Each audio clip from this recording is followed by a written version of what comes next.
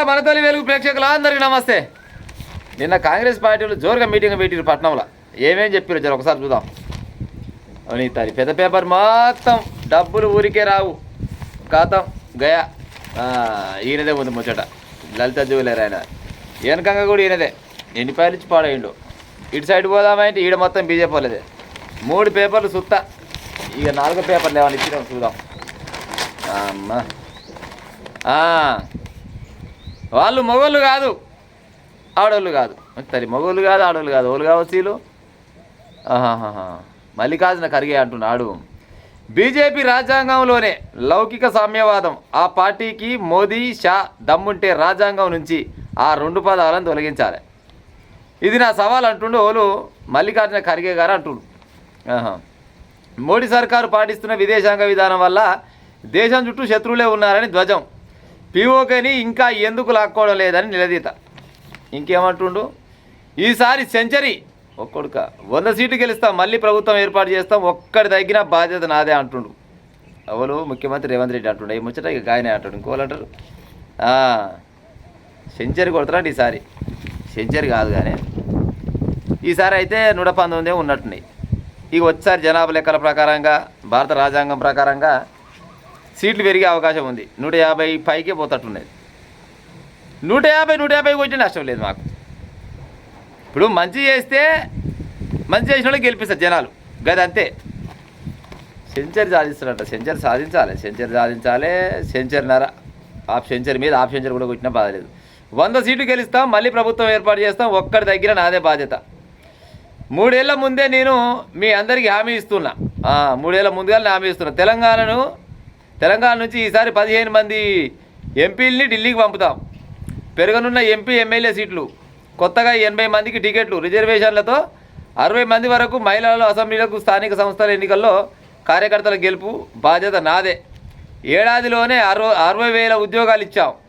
ఒక్కడి తగ్గిన ఎల్బీ స్టేడియంలో కాళ్ళ ముందు క్షమాపణ చెప్పి బయటకు వెళ్తా. విష ప్రచారం చేస్తున్న బీఆర్ఎస్ సోషల్ మీడియాలో యుద్ధం. సామాజిక న్యాయబేరి సభలో ముఖ్యమంత్రి రేవంత్ రెడ్డి. మరి ఇక ఇప్పుడు బీఆర్ఎస్ వాళ్ళు సోషల్ మీడియాలో తప్పుడు ప్రచారాలు అంటే వాళ్ళ పనే కదా. నువ్వు చేసింది చెప్పుకోవాలంతే. ఇంకా వాళ్ళు మస్తు చెప్తారు. అయితే ఇది ముచ్చట ఇచ్చిండి ఇవాళ. 100కు ఒక్కటి తగ్గినా కానీ నాదే బాధ్యత అంటాడు ఓలు రేవంత్ రెడ్డి పటేల్ అంటాడు. సారు 100 కాదు 150 వచ్చినా రావచ్చు. ఏముందాడ పాడే. మంచి చేస్తాలో గెలిపిస్తారు జనాలు. గిదైతే అందరికీ ఎరుకున్న ముచ్చటే. కానీ మంచి చేయాలంటే గీ వచ్చిరాని ఉచిత బస్సు, అదేందా కరెంటు, గిసోటి కాదు. ఆయవన్నీ ఉన్నాయి. చెప్పే ప్రయత్నం చేస్తా. ప్రజలారా, నేను చెప్పితే తప్పు ఉంటే బరాబరుగా కామెంట్ చెప్పురు, మీకు నష్టం లేదు. ఫస్ట్ జనాలకు ఏం కావాలి? విద్య కావాలి, వైద్యం కావాలి, వ్యవసాయం కావాలి, ఉపాధి కావాలి. ఈ 4 పైన నువ్వు దృష్టి పెడితే, ఈ 4 నువ్వు సక్సెస్ అయితే 153 కాదు ఇంకా అంతకంటే ఎక్కువ సీట్లు ఎన్ని ఉంటాయని మొత్తం కొట్టేసినా ఆశ్చర్యం లేదు. ఎందుకంటే జనాలు ఆశీర్వదిస్తారు. మంచోని ఆశీర్వదిస్తారు, షెడ్డోనికి ఏ రకంగా చూడాలనేది ఇది చేస్తారు. అంటే పాడైపోని వీళ్ళేమనుకుంటారంటే, మొన్న కాంగ్రెస్ పార్టీ అధికారంలోకి వచ్చింది కదా, కొంతమంది, అందరు కాదు కానీ కొంతమంది ఏమనుకుంటారంటే, మేము చేసిన చేతని, మేము చేయాలనుకున్న చేతను చూసి జనాలు మాకు కాంగ్రెస్ పార్టీలో ఏ పీఠం అప్పచెప్పిరా అని అనుకుంటారు. పాడే భ్రమలో ఉన్నారు. అట్ట అనుకునే కొంతమంది నాయకులకు జర ఎనూరి వాయా. మీకు ఏదో చేస్తారనో, లేకపోతే మీకు భయపడో, లేకపోతే మీకు భంగపడో రాజ్యం అప్పచెప్పలే. కేసీఆర్ మీద కోపంతో సగం మంది చేసిన వాళ్ళు ఉన్నారు. సరే, మీరు రేవంత్ రెడ్డి అంటే జరంత నోరు చేత వచ్చింది కాబట్టి ఆయన వల్ల కూడా కొద్దిగా ఫాయిదా అయింది. అందులో కొంతమంది లీడర్లు ఉన్నారు అనుకో. చాలామంది జర్నలిస్టులు సోషల్ మీడియాలో ఎన్నో రకాలుగా కేసీఆర్ చేసే అవినీతిని మొత్తం బయట పెట్టినందుకు అది నిజమే అని జనాలు నమ్మి పోయిన కేసీఆర్ పాడైపోను, ఆల్టర్నేట్గా ఇంకేదైనా పార్టీ ఉంటే ఆ పార్టీకి వేద్దామనే ఉద్దేశంతో కాంగ్రెస్ పార్టీ వైపు చూసి కాంగ్రెస్ పార్టీకి పట్టం కట్టిరు. గది మాత్రం పక్క. అంతేగాని మమ్మల్ని చూసి జిల్లా మొత్తం నన్ను చూసే వచ్చింది, నా అన్నం చూసి వచ్చింది, నా తమ్మిని చూసి వచ్చిందని ఒక ఆయన, ఆ జిల్లా మొత్తం నా డబ్బును చూసి వచ్చింది, లేకపోతే నా పరుగుబాటు చూసి వచ్చిందని ఇంకొక ఆయన. ఇది తప్పది. జనాలు ఒకసారి మార్పు కావాలనుకోరు.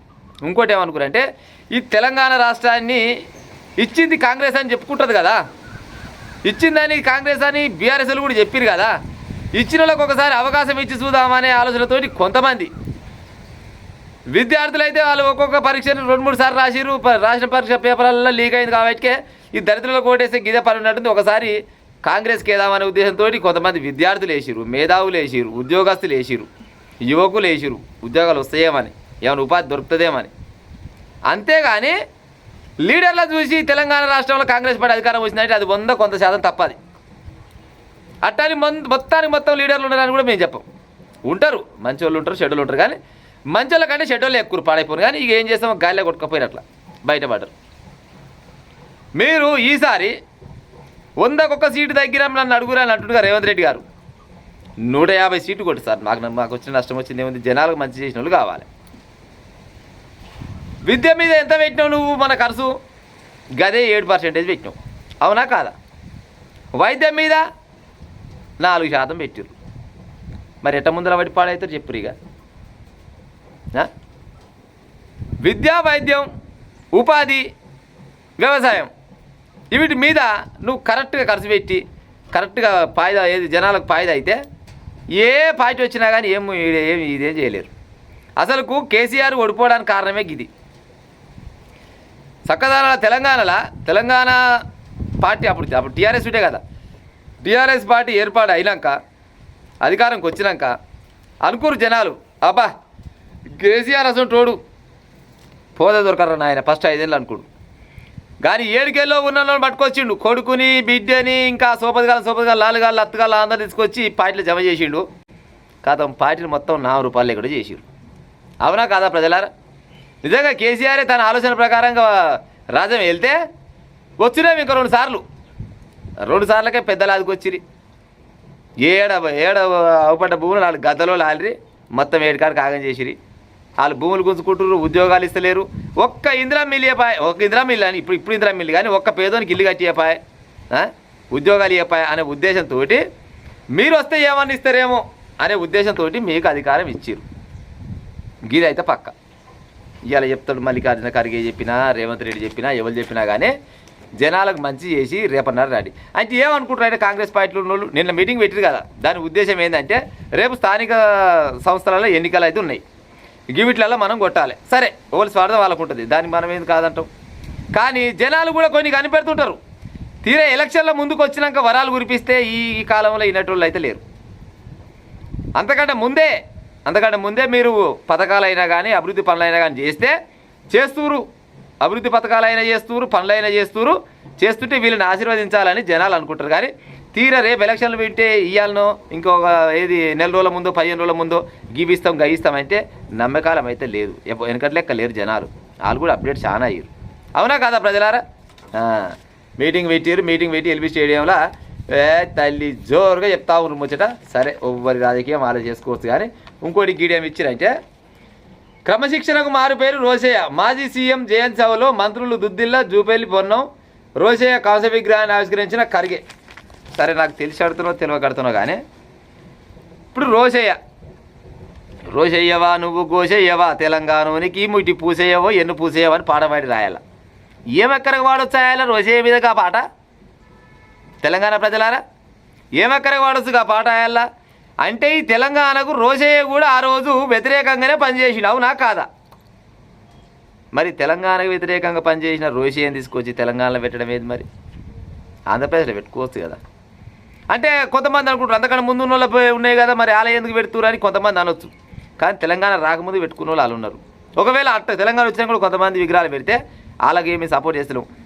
తెలంగాణ కోసం పోరాడిన వాళ్ళని, తెలంగాణ కావాలన్న వాళ్ళని, లేకపోతే దానిపైన చాలా మందికి ఏమంటారు మోటివేషన్ చేసిన వాళ్ళని వాళ్ళ విగ్రహాలు పెట్టినా కానీ రేపన్నాడు గీన ఎవరైనా అంటే తెలంగాణ కోసం కొట్లాడి పానాలు ఏది తనువు సాధించిండు గాయన గీన అని చెప్తే రేపన్నాడు చక్కదానం ఉంటుంది. అంతేగాని తెలంగాణ వద్దు నాకు సమైక్యాంధ్ర ముద్ద అన్న రోషయ్య ఫోటో తీసుకొచ్చి గాడబెట్టి ఈయన ఏది క్రమశిక్షణకు మారిపోయారు పుంటి కూర గోంగూర ఏమైక్కరా సార్? పెట్టుకోవాలనుకుంటే మన తెలంగాణ కోసం కొట్లాడిన తెలంగాణలో ఉన్న లీడర్లై తెలంగాణలో ఉన్న మేధావుల బొమ్మలు చాలా ఉన్నాయి, గాలి పెట్టుకుని ఉపాయం చేయరు. ఒకవేళ ఆయన అంత మంచోడైతే ఆంధ్రప్రదేశ్లో పెట్టుకోరు, అవునా కాదా ప్రజలారా? నేను చెప్పిన ముచ్చట అబద్ధం అయితే మీరు కామెంట్ రూపకంగా చెప్పు. 100కు 100 కాదు 150 సీట్లు రాని మాకైతే నష్టం లేదు. కొంతమంది ఏమంటారంటే పొద్దుగాల మేము మా ఛానల్ ద్వారా వీడియో చేస్తే చాలా మంది చాలా రకాల కామెంట్లు పెట్టారు. 10 సీట్లు కూడా రావని ఒక ఆయన, వస్తే 15 సీట్లు వస్తాయని ఒక ఆయన, లేదు ఎందుకు రావద్దు ఇది 100కు 100 రావచ్చు అని, వై నాట్ 190 ఇది 119 అని ఒక ఆయన, తెలంగాణలో బీజేపీ పార్టీ అధికారంలోకి వస్తే బాగుంటుందని ఒక ఆయన, ఎవరి అభిప్రాయాలు వాళ్ళు చెప్పారు. ఇప్పుడు బీజేపీ పార్టీ అధికారంలోకి వస్తే బాగుంటుందని అనుకున్న అభిమాని గురించి చెప్తా. బీజేపీ పార్టీ వాళ్ళకు ఈ తెలంగాణలో అధికారంలో రావాలనే ఆలోచన ఉన్నది ప్రజలారా? ఉన్నది వాళ్ళకు, జనాలకు ఉన్నది. కొంతమంది జనాలకు అరే కాంగ్రెస్ అయిపోయింది, తెలుగుదేశం అయిపోయింది, బీఆర్ఎస్ టీఆర్ఎస్ 2 అయిపోయినాయి, ఇక ఎట్లా చేసి ఏదేది బీజేపీ పార్టీ కూడా వస్తే బాగుంటుందని కొంతమంది అభిమానులకు ఉన్నది, అక్కడక్కడ ఉన్నది. కానీ పైన ఉన్న లీడర్లకు ఉన్నది ఆ సొయ్యి ఉన్నదా? ఆ సొయ్యే లేకపోయా, ఎక్కడదా సొయ్యి చెప్పు. వాళ్ళకి ఎంతసేపటికి వాళ్ళు చేసిన పైసలు, ఏది కమిషన్ పైసలు, కాంట్రాక్టులు అవి వస్తే చాలా వాళ్ళకు. అంతేగాని తెలంగాణ రాష్ట్రంలో ఏది బీజేపీ పార్టీ అధికారంలో రావాలని ఆలోచన లేదు. వస్తేగిస్తే మొన్న అదేంది అధ్యక్ష పదవి కొనవే ఆయన చేతులు పెట్టారు కదా, ఆయన ఎవరికి కూడా తెలియదు. నిజంగా కూడా ఆయన ఎంతమందికి తెలిసి చెప్పురి. అంటే వాళ్ళకు ఏమైనా ఒడ్లు అన్నీ ఏ లెక్క, ఏమంటే గొడ్లు తెచ్చినాయి లెక్కలే వాళ్ళకు. ఎన్ని ఒడ్లు పోయినాయి గీ ఒడ్లే మాయి. కానీ ఈ ఒడ్లు అంతందుకు ఎన్ని గొడ్లు తెచ్చినా మాకేం సంబంధం, కార్యకర్తలు మీరు ఎడనపడి సాగురు, మాకు సంబంధం లేదు. మాకు కావాల్సింది తెలంగాణలో అధికారం కాదు, తెలంగాణ పేరు మీద వచ్చే సంపద మాకు మా జేబులలో పడితే మేము 5-6 ఉన్నాం, తలా ఇన్ని పంచుకుంటాం, గంతే లెక్క అని అనుకుంటారు. పాపం అభిమానులే అనుకుంటుంటారు తెలంగాణ రాష్ట్రంలో ఒకసారి బీజేపీ అధికారంలోకి వస్తే బాగుండేది. రావచ్చు, ఎప్పుడు వస్తుంది? మీ పార్టీలో ఉన్న వాళ్ళంతా మీరు కరెక్ట్గా ఉంటే. ఇప్పుడు కాంగ్రెస్ పార్టీలో కొట్లాటలు అవుతున్నాయి కదా, మంత్రి అంటే ఎమ్మెల్యే పడదు, ఎమ్మెల్యే అంటే మంత్రికి పడదు. పడుతున్నాయా? చాలా మంది కొట్లాడతలేరు. ఎమ్మెల్యేలు చేసే పనులు మొత్తం మంత్రులే చేయబెట్టారు.